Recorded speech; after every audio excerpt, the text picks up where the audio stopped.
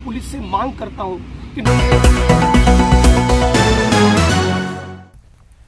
Break के बाद स्वागत है आप सभी का। इस वक्त एक बड़ी खबर आपको बता दें। तबादले के विरोध में तालाबंदी की खबर है। प्रिंसिपल का तबादला हुआ जिसके विरोध में जिसका विरोध चल रहा है दौसा से। ये बड़ी खबर आपको बता रहे हैं। प्रिंसिपल तबादला सूची आने के बाद विरोध है। दौसा के राजकीय धनावड़ स्कूल में ग्रामीणों ने तालाबंदी की है। स्कूल के प्रिंसिपल के तबादले का ये विरोध कर रहे हैं। बड़ी संख्या में ग्रामीण और स्कूली बच्चे वहां पर पहुंचे हैं। तालाबंदी कर अपना आक्रोश जता रहे हैं, विरोध कर रहे हैं। देखिए, रविवार को ही प्रदेश के 1681 प्रधानाचार्यों के तबादले हुए। तो ये बड़ी खबर आपको बता रहे हैं दौसा से। देखिए, राजकीय धनावड़ जो स्कूल है उनके प्रिंसिपल का नाम भी ट्रांसफर लिस्ट में था। प्रिंसिपल का तबादला हुआ है जिसका ग्रामीण और बच्चे विरोध कर रहे हैं। ज्यादा जानकारी के लिए बात करेंगे सहयोगी आशीष से। आशीष, क्या जानकारी है? बिल्कुल, ये राजकीय उच्च माध्यमिक विद्यालय धनावड़ का मामला है और स्कूल पर ताला लगा हुआ है। ग्रामीण प्रदर्शन कर रहे हैं और जो स्कूली बच्चे हैं वो स्कूल से बाहर खड़े हुए हैं और इंतजार कर रहे हैं कि कब उनका स्कूल खुले। कल राजस्थान की सरकार ने शिक्षा विभाग के द्वारा 1681 प्रिंसिपलों के तबादले किए गए थे और उसी के बाद में दौसा के राजकीय उच्च माध्यमिक विद्यालय धनावड़ के प्रिंसिपल बोमराज मीणा का भी तबादला हुआ था। ग्रामीणों का कहना है कि ये जब से स्कूल में पदस्थापित हुए हैं तब से स्कूल की व्यवस्थाएं ठीक हुई है और स्कूल में शैक्षणिक माहौल भी बना है, अनुशासन में है, ऐसे में इनका तबादला नहीं किया जाए।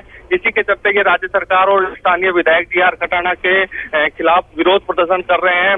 जो धनावड़ की सरपंच है, स्थानीय सरपंच कलावती देवी मीणा, उनके नेतृत्व में प्रदर्शन किया जा रहा है और फिलहाल ना तो स्कूल के स्टाफ को अंदर प्रवेश दिया जा रहा है, ना स्कूली बच्चों को अंदर प्रवेश दिया जा रहा है। जी, तो क्या जिला शिक्षा अधिकारी तक ये बात पहुंची?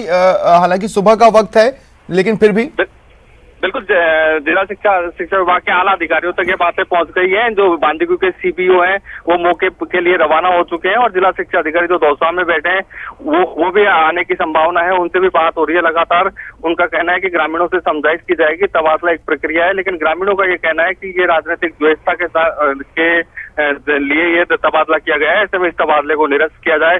ग्रामीणों ने चेतावनी दी है कि जब तक तबादला निरस्त नहीं होगा तब तक स्कूल का ताला नहीं खोला जाएगा। चलिए, ठीक है, शुक्रिया। आप नजर बनाए रखें।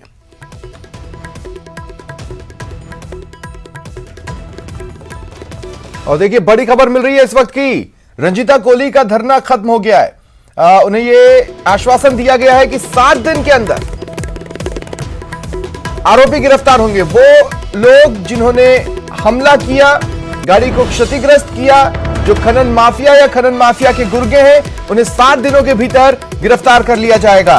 भरतपुर सांसद रंजीता कोहली ने इस आश्वासन के बाद अपना धरना समाप्त किया है। प्रशासनिक अधिकारियों से उनकी वार्ता हुई जिसमें यह आश्वासन मिला और फिर सहमति बनी कि धरना खत्म करते हैं। 7 दिन में आरोपियों की गिरफ्तारी का आश्वासन है। देखिए, ओवरलोडेड वाहनों को बंद करने की जो मांग थी उनकी, उस पर भी सहमति बनी है। ज्यादा जानकारी के लिए बात करेंगे सहयोगी दीपक पुरी से। दीपक, क्या जानकारी है? देखिए स्वप्न, जिस तरह से सांसद रंजीता कोहली पर देर रात को हमला हुआ और खनन माफियाओं ने बेलगाम होकर उन पर जो है पथराव किया और उस दौरान उनकी गाड़ी क्षतिग्रस्त हो गई और उन्होंने फिर वो जो है धरने पर बैठ गई घटनास्थल पर ही। तो देर रात को ही जिला कलेक्टर और पुलिस अधीक्षक जो है मौके पर पहुंच गए थे और रात से ही सांसद रंजीता कोहली से जो वार्ता का दौर था वो चल रहा था, लेकिन वो आरोपियों की गिरफ्तारी की मांग पर अड़ी थी। और फिर लंबे समय के बाद, करीब 7 घंटे के बाद में जो है अब सहमति बनी है और सांसद रंजीता कोहली ने जो अपना धरना है वो समाप्त कर दिया है। उसमें सहमति ये बनी है कि जिला कलेक्टर और पुलिस अधीक्षक ने उन्हें भरोसा दिलाया कि पूरे मामले में एक ठोस कार्रवाई की जाएगी और जिन भी बदमाशों ने इस गतिविधि को अंजाम दिया है, उनके ऊपर जो है हमला किया है, पथराव किया है, उस पूरे मामले में 7 दिन में वो गिरफ्तार किए जाएंगे और जो ओवरलोड वाहन यहाँ से होकर के गुजरते हैं उन पर भी जो है लगाम लगाई जाएगी, उनके खिलाफ भी जो है कार्रवाई की जाएगी। इसको लेकर के ये सहमति बनी है और अब सांसद रंजीता कोहली ने जो अपना धरना है वो समाप्त कर दिया है और पुलिस द्वारा यहाँ से जो लोग हैं उनको समझा करके अब हटाया जा रहा है। और जिस जगह पर ये धरना चल रहा था वहाँ एक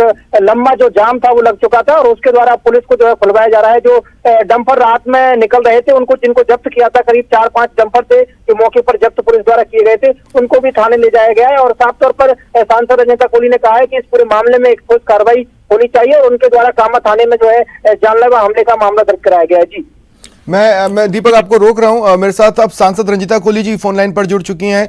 रंजीता जी, स्वागत है आपका न्यूज 18 राजस्थान पर। Thank you. क्या बातचीत हुई आपकी प्रशासन से? प्रशासन से मेरी बात हुई है, जो अवैध खनन चल रहा है वो रुकना चाहिए, और जो हमारे गाड़ी के ऊपर हमला हुआ है वो, और मेरे ऊपर हमला हुआ है वो, उसकी कड़ी से कड़ी उन लोगों को सजा मिलनी चाहिए और 7 दिन के अंदर उनको अरेस्ट करा जाए। मैं आपके ट्वीट्स भी देख रहा था, आपने बताया कि 100 से ज्यादा गाड़ियां थी जब आप मौके पर पहुंची। आपने ये भी बताया कि आपके ऊपर हमला हुआ, पूरा घटनाक्रम क्या था? जी, जिस तरीके से हमारे जनता ने, मेरे क्षेत्र के लोगों ने बताया था, एमपी साहब आप आइए, और मैं आई थी तो ट्रक के सामने मैंने अपनी गाड़ी लगाई थी, और जिस तरीके से हमारे डीजीपी और चीफ सेक्रेटरी का कहना था कि हम अवैध खनन के खिलाफ मुहिम चला रहे रोकने की, लेकिन उसी को लेकर के मैंने देखा, हमारे लोगों ने देखा कि ये अवैध खनन किस तरीके से हो रहा है, तो यहाँ पर 100-150 गाड़ियां और रोड, जो कि पूरी बहुत से परिवार इसमें खत्म भी हो चुके। इस तरीके उस वक्त आपने जो कुछ भी देखा, क्या आपने उसकी रिकॉर्डिंग की है? नहीं, बिल्कुल मैंने रिकॉर्डिंग करी है, उसकी वीडियो बनाई है, मैंने भेजा है। अच्छा, तो जब आपको ये सूचना मिली और आप वहां पर गईं, तब क्या आपने पुलिस से संपर्क किया था कि भाई मुझे इस तरह की इंफॉर्मेशन मिली है, चलिए अपन चेक करते हैं?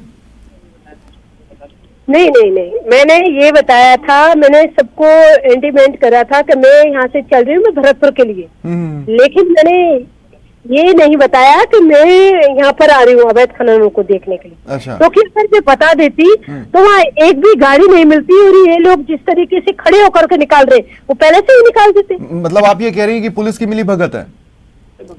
अरे पुलिस ने भगा दिया भाई साहब। अच्छा। वीडियो में है, सारी चीजें आप देखिए। तो मतलब एक सांसद वहां पर मौजूद थी और उनको सुरक्षा देने की जगह वो खनन माफियाओं को भगाने में व्यस्त थे। बिल्कुल, जिस तरीके से मैं खड़ी थी, मेरी गाड़ी को तोड़ दिया गया था, मेरे ऊपर हमला करे गए थे, और पुलिस प्रशासन खड़ा होकर के वहाँ गाड़ियों को भगा रहा है। आपने प्रदेश सरकार के किसी चेहरे से बातचीत की? क्योंकि कानून व्यवस्था उनकी जिम्मेदारी है, आपको ये शिकायत उनसे करनी चाहिए। नहीं, मैंने तो कई बार उनको शिकायत करी है, मुख्यमंत्री जी को मैंने लेटर देखे। तो फिर अब आपकी जो बातचीत हुई, आपको आश्वासन किससे मिला है? मुझे आश्वासन कलेक्टर साहब से मिला है कि जल्द से जल्द इस पे कार्रवाई होगी और ठोस कदम को उठाए जाएंगे। और आपको उम्मीद है जो आश्वासन उन्होंने दिया उस पर वो खरा उतर पाएंगे? नहीं, जिस तरीके से उन्होंने आश्वासन दिया है, अगर उस पर नहीं उतर पाएंगे तो हम दोबारा से यहाँ पर अपनी जनता के साथ बैठेंगे। मतलब अगर 7 दिन में गिरफ्तारी नहीं होती है तो फिर दोबारा आप धरने की रणनीति पर आएंगे? बिल्कुल, मैं अपनी जनता के लिए वहाँ पहुंचूंगी। ये अच्छा, एक और चीज मैं जानना चाहता हूं कि जब इस वक्त भरतपुर अवैध खनन को लेकर और खनन को लेकर इतना हॉट टॉपिक पूरे देश में बना हुआ है, एक संत की जान भी गई, उन्होंने आत्मदाह कर लिया था, इसके बावजूद भी आप बता रही है कि वहां से ट्रक निकल रहे थे और खनन हो रहा था? पहली बात तो मेरे पास वीडियो है सबका। जी, ठीक है। क्वार्टर का मेरे पास वीडियो है। हाँ। सारी चीजें हैं। शुक्रिया मैम, शुक्रिया हमारे साथ जुड़ने के लिए और तमाम जानकारी के लिए। और देखिए, एक और बड़ी खबर आपको बता दें, स्वतंत्रता दिवस से पहले सुरक्षा एजेंसियां चौकन्नी हैं। 6 संदिग्धों को हिरासत में लिया गया है। देखिए, शक ये जताया जा रहा है कि इन 6 लोगों के पाकिस्तान की खुफिया एजेंसी ISI से संबंध है। जैसलमेर से ये बड़ी खबर है, 6 संदिग्ध डिटेन किए गए, पूछताछ की जा रही है।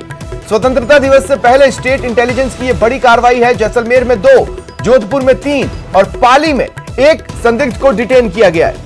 पाकिस्तान से संबंध के शक में इन्हें डिटेन किया गया है। ISI के स्लीपर सेल से तार जुड़े होने की आशंका है। फिलहाल सुरक्षा एजेंसियां संदिग्धों से गहन पूछताछ कर रही है और पूरी संभावना है कि पूछताछ में बड़े खुलासे होंगे। ज्यादा जानकारी के लिए बात करेंगे सहयोगी श्रीकांत से। श्रीकांत, क्या जानकारी है?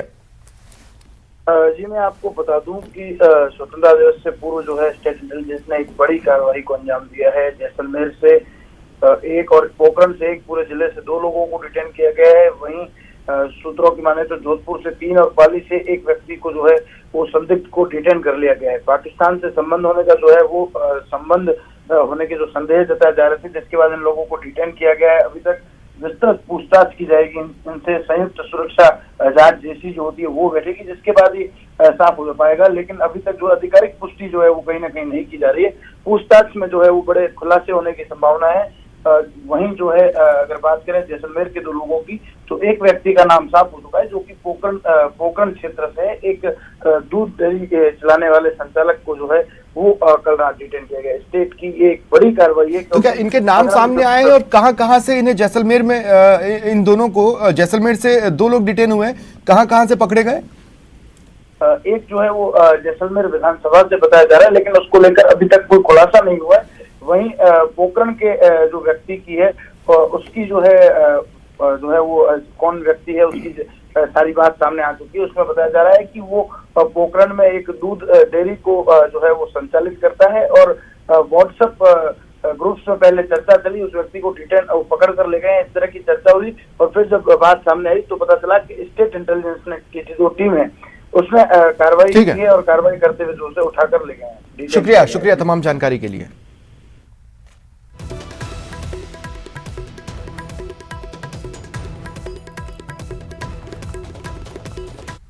और बाड़मेर से बड़ी खबर है, तस्करों पर बीएसएफ का एक्शन। डोडा पोस्ट से भरी स्कॉर्पियो जब्त की गई है। स्कॉर्पियो छोड़कर तस्कर पैदल भाग गए। बीएसएफ और पुलिस की यह संयुक्त कार्रवाई रही। बीएसएफ और पुलिस ने नाकेबंदी करवाई थी और इसी दौरान ये सफलता मिली है। डोडा पोस्ट से भरी स्कॉर्पियो जब्त की गई है। हालांकि आंशिक सफलता आप इसे कह सकते हैं, बड़ी सफलता इसलिए नहीं क्योंकि जो तस्कर थे वो स्कॉर्पियो छोड़कर वहां से पैदल ही भाग निकलने में सफल रहे। तो ये बड़ी खबर है बाड़मेर से। तो बाड़मेर से बड़ी खबर है, तस्करों पर बीएसएफ ने एक्शन लिया है। डोडा पोस्ट से भरी स्कॉर्पियो जब्त की गई है। दरअसल नाकेबंदी की गई थी बीएसएफ और पुलिस द्वारा और इस नाकेबंदी के दौरान ये कार्रवाई की गई, ये सफलता मिली। डोडा पोस्ट से भरी स्कॉर्पियो जब्त की गई है। हालांकि जो आरोपी थे, जो स्कॉर्पियो सवार थे, वो स्कॉर्पियो छोड़ वहां से पैदल भाग निकले। फिलहाल इतना ही, नमस्कार।